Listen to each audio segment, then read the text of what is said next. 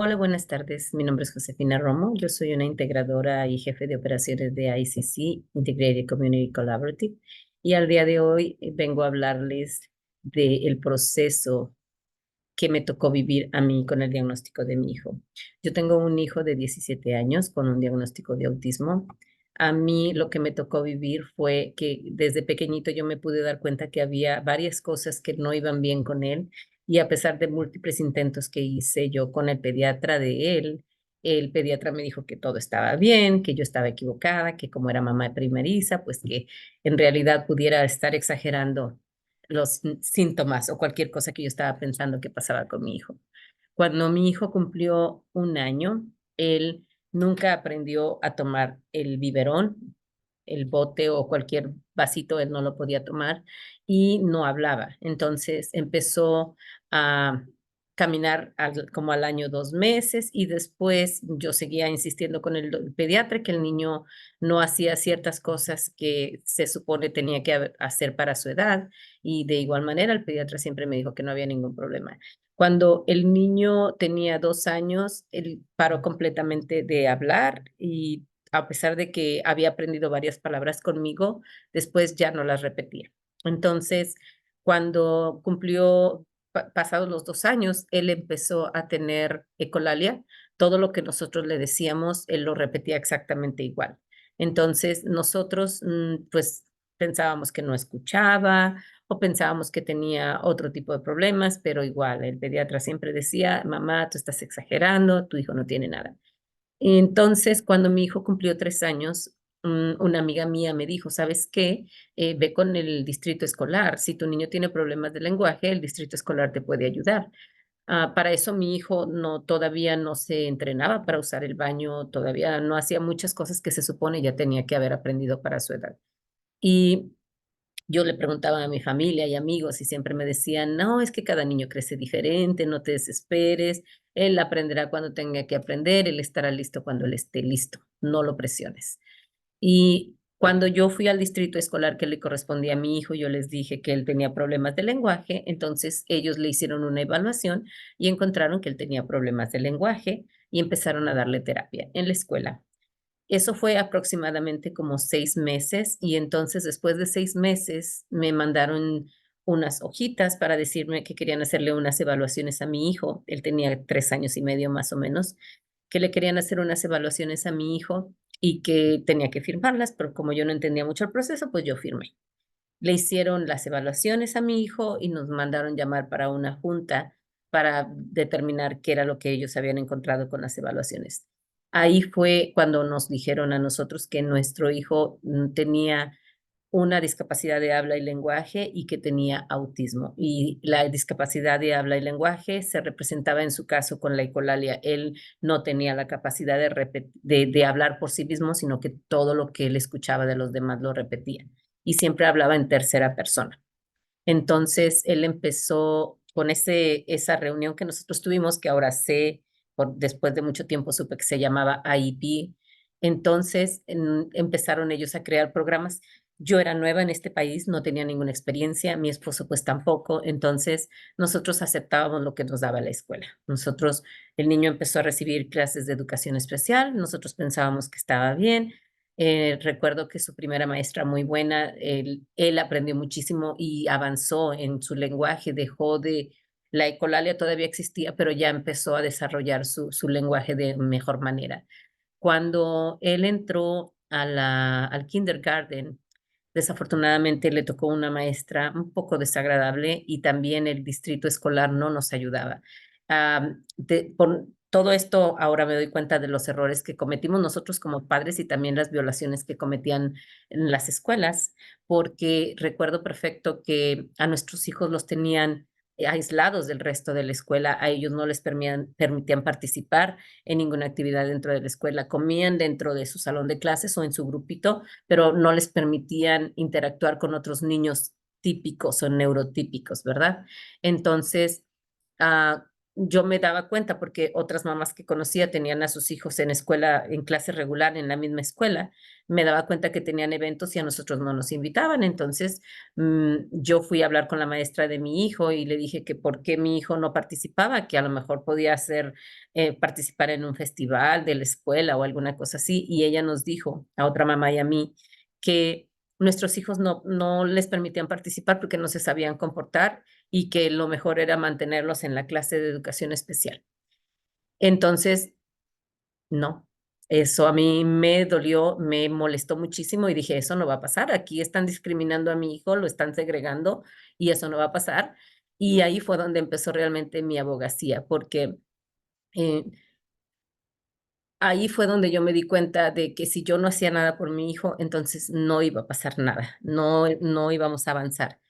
Y así fue como yo empecé a pedirle al distrito que hicieran una junta con todos los padres que tenían niños en educación especial, que queríamos reunirnos con ellos y que queríamos saber qué era lo que estaba pasando.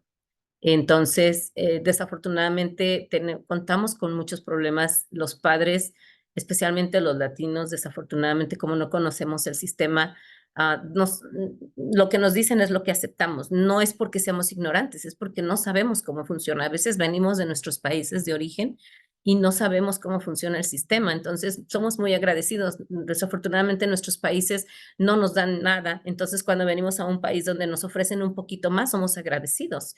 Y eso para los distritos escolares pues es una ventaja porque no están obligados a darnos nada más. Nosotros nos conformamos con cualquier cosa. Entonces, pues así pasó.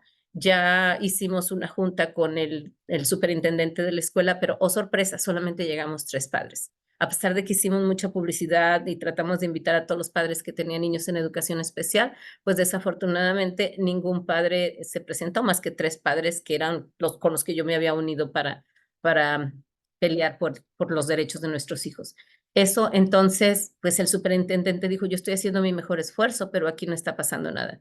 Cuando yo me di cuenta de eso, entonces empecé a involucrarme más, empecé a pedir más servicios para mi hijo, empecé a tomar clases para aprender sobre lo que era la educación especial, el IEP, empecé a ir a los comités de las escuelas, empecé a involucrarme en todos los grupos que había dentro de las escuelas, me hice voluntaria de la escuela porque yo quería saber qué era lo que estaba pasando con mi hijo y quería asegurarme que lo trataran bien y que él estuviera recibiendo los servicios que necesitaba, pero aún así yo no sabía cuáles eran los derechos de él. Entonces, ha sido una jornada constante de aprendizaje. Yo recuerdo que cuando mi hijo estaba en 3er grado, él seguía en educación especial y la maestra les ponía películas, no les enseñaba nada. Entonces, para eso ya mi hijo ya había aprendido a leer, ya había aprendido a escribir, ya la ecolalia estaba desapareciendo, pero entonces en 3er grado se atrasó porque la maestra solo les ponía películas. Y es donde yo me empecé a dar cuenta que las escuelas, al menos en el distrito que le tocaba a mi hijo, daban por perdido cualquier avance para nuestros hijos. Ellos ya era como por default, ellos decían que ya nuestros hijos no iban a aprender nada y que era como hacer un daycare, ¿verdad? Entonces, yo no estaba de acuerdo. En 4er grado recuerdo que había un maestro que quería mucho a mi hijo, pero también no estaba muy informado en el maestro de educación especial. Y entonces cada vez que mi hijo tenía comportamientos, me llamaba y me decía, ven a recoger a tu hijo, ya no lo aguanto. Y entonces empecé ahí, yo fue donde empecé a saber sobre el plan de comportamiento, empecé a saber que había evaluaciones de comportamiento, empecé a saber qué eran las evaluaciones que había disponibles y ahí fue donde yo empecé a pedir evaluaciones para mi hijo. Entonces ahí fue la primera vez que le pusieron un plan de comportamiento a mi hijo y dejaron de llamarme. Ahí fue donde yo supe que la escuela no tenía ningún derecho a estarme llamando para decirme que mi hijo no se estaba comportando y que tenía que ir a recogerlo, ¿verdad?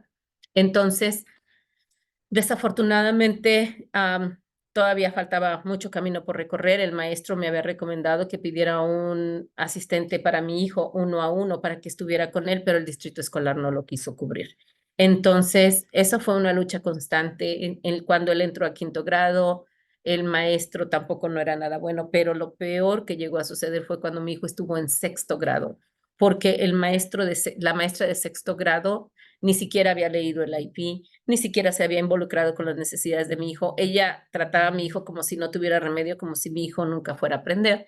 Y entonces fue donde yo decidí que ya había terminado con ese distrito y que tenía que buscar otras opciones. Afortunadamente, mi hijo pudo entrar a una escuela charter en middle school donde un maestro empezó a trabajar con él. Fue durante la pandemia. Desafortunadamente nos tocó la pandemia, pero afortunadamente ese maestro encontró la manera en que mi hijo podía trabajar en educación general. Le enseñó matemáticas, lo puso al día en casi todas sus materias y mi hijo se graduó con un buen GPA de la middle school. Y entonces, ahora que está en la high school, he encontrado una muy buena escuela, he encontrado un equipo de IP que está dispuesto a dialogar, que está dispuesto a trabajar con mi hijo y afortunadamente mi hijo pues ahorita está en 11º grado, se va a graduar pronto de la high school y cuando a mí me preguntan, ¿y tú qué quieres para tu hijo, para el futuro? Y yo les digo, para mi hijo, lo que él quiera. Yo no le voy a decir a él que no puede hacer una cosa o forzarlo a hacer algo que yo creo que él puede hacer. Yo siempre le digo, hijo, estos son tus límites. Tú me dices, hasta donde tú quieras llegar, ahí está, hasta ahí vamos a llegar. Y bueno, pues él tiene sueños y yo estoy aquí para apoyarlos. Eso es en cuanto al proceso con la escuela.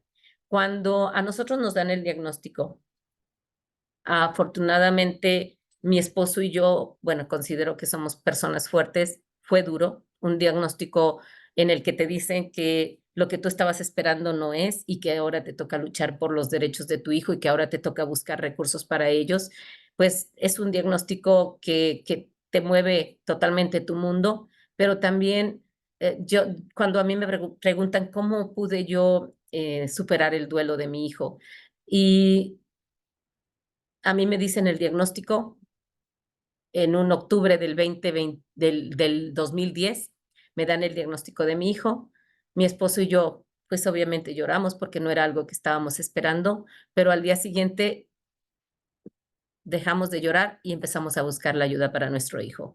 He contado con muchos ángeles en mi vida. Hay una persona muy especial para mí que voy a decir su nombre porque esta persona fue la que marcó, bueno, dos, marcaron la diferencia entre los servicios de mi hijo. Uno de ellos se llama Montserrat Mares. Ella es una compañera mía de la universidad en México y ella, cuando supo que mi hijo estaba diagnosticado de autismo, me dijo, busca a esta persona y me dio su nombre y esta persona sin conocerme me abrió las puertas de su casa, me empezó a guiar en todo el proceso. Yo era completamente nueva para todo esto y ella fue muy generosa conmigo. Su nombre es Leti Robledo y quiero mencionarla porque nunca voy a estar lo suficientemente agradecida con estas dos personas porque sin ellas yo no hubiera empezado y no hubiera sabido por dónde empezar. Ellas me guiaron. Leti me dijo, ve al centro regional, tienes que llevar estos papeles, tienes que buscar a estas personas y ellos te van a ayudar. Y así empecé mi rutina con ellos. Fui al centro regional, llené el paquete del centro regional, a mí me corresponde el norte de Los Ángeles Regional Center, y llené los papeles. Hicieron todo el proceso para que mi hijo pudiera recibir los servicios y ser elegible para servicios del centro regional. De la misma manera que con la escuela uno es agradecido y te conformas con lo que te den. Yo recuerdo que nos dieron el diagnóstico y nos dieron terapia de comportamiento y eso fue lo primerito que recibió mi hijo. Pero después había otros servicios que, por ejemplo, existe el servicio del respiro. A mí nadie me explicó qué era eso. Simplemente me dijeron, te vamos a dar 10 horas para que alguien vaya y te ayude a cuidar a tu hijo por mes. Y fue todo. ABA y terapia de, perdón, y respiro. Y así estuve yo como por un año y medio. La persona que nos tocó no hablaba español, yo no hablaba inglés. Esa fue una barrera muy grande. Y mi esposo, pues él es de este país y él habla perfectamente bien el inglés. Y yo empecé a notar que a él se dirigían hacia él, a pesar de que yo era la que hablaba más, ellos se dirigían hacia él siempre, todo el tiempo. Y mi esposo para todo decía que sí. Entonces, pues yo decía, si él dice que sí, pues está bien, seguramente es correcto. Pero cuando yo me di cuenta de la barrera del lenguaje, pedí que me pusieran a una coordinadora de servicios que hablara español. Afortunadamente me la pusieron, no fue la mejor, pero también de esa manera yo por lo menos pude empezar a involucrarme más en lo que estaba disponible para mi hijo en mi lenguaje. Y así fue como descubrí que 10 horas eran muy pocas para respiro, que mi hijo podía agarrar otros servicios más. Y así fue como empezó mi hijo realmente a recibir los servicios que necesita. Um, tuve que aprender el idioma porque la mayoría de los entrenamientos y toda la información que está disponible allá afuera a veces está en español, pero en general siempre está en inglés. Entonces, para mí fue muy importante empezar a hablar el idioma, entender el idioma para poder ayudar a mi hijo. Y pues afortunadamente en este momento mi hijo tiene los servicios del centro regional que realmente necesita. Ni uno más ni uno menos. Yo no forzo la situación porque quiero que mi hijo haga más de lo que yo quiero, de lo que él quiere hacer. Hasta donde mi hijo pone sus límites, es hasta donde nosotros llegamos, porque para mí es muy importante también que él crezca siendo un niño. Desafortunadamente no le ha tocado buena suerte. Ha tenido que estar en terapia toda su vida de comportamiento, prácticamente toda la vida. Y ahorita está recibiendo terapia de socialización por parte del centro regional y otros servicios para los que él califica, pero yo ya veo más claro el futuro para él. Yo veo que tiene los apoyos que necesita, el amor de su familia. Nosotros estamos aquí para ayudarlo en todo lo que él quiera y pues yo solamente le puedo deparar un gran futuro a mi hijo, sobre todo rodeado de amor y de servicios que él necesita.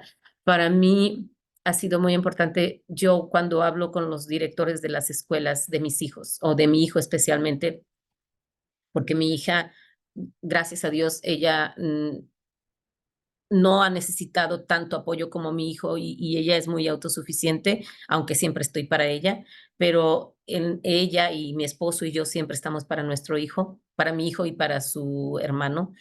Y yo he hablado con los maestros de la escuela y con la mayoría de la gente que trabaja con nuestros hijos y siempre les digo, ustedes deberían de tener un premio especial para estos niños, porque estos niños son capaces de salir de la escuela, de graduarse, de estudiar, de hacer tareas, aunque les represente el 3 o 4 veces más del esfuerzo que le tocaría a un muchacho que no tiene problemas para aprender.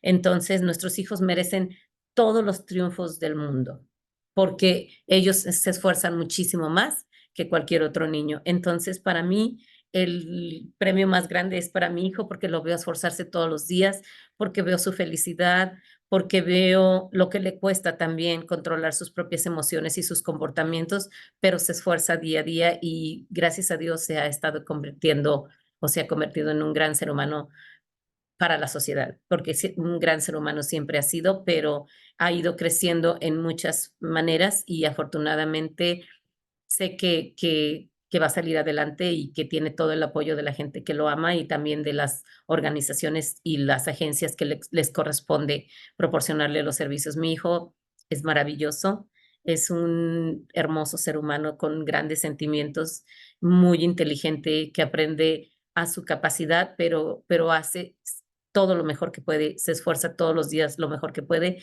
y eso es invaluable para mí. Entonces, pues no tengo más que darle gracias a Dios por haberme traído a este hermoso ser humano a mi vida, porque con él he aprendido muchísimo y sobre todo me doy cuenta que el límite es el cielo. Yo siempre he creído que cuando alguien te da un diagnóstico y te dice no vas a poder hacer algo, no vas a poder hacer esto, no vas a poder hacer aquello, y que nuestros hijos nos dicen, ¡ja!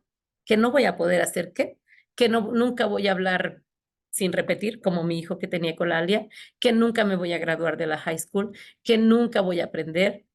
El límite es el cielo. Para mí el límite es el cielo y mi hijo me ha mostrado que no hay límites y que estoy segura que todavía le falta mucho por vivir. Estoy muy orgullosa de mis 2 hijos, estoy orgullosa de mi familia y pues solamente quería compartir esta experiencia de vida con ustedes. Gracias a todos, que tengan un hermoso día y espero que este video les pueda ayudar en lo que les sirva. Gracias y que tengan un buen día.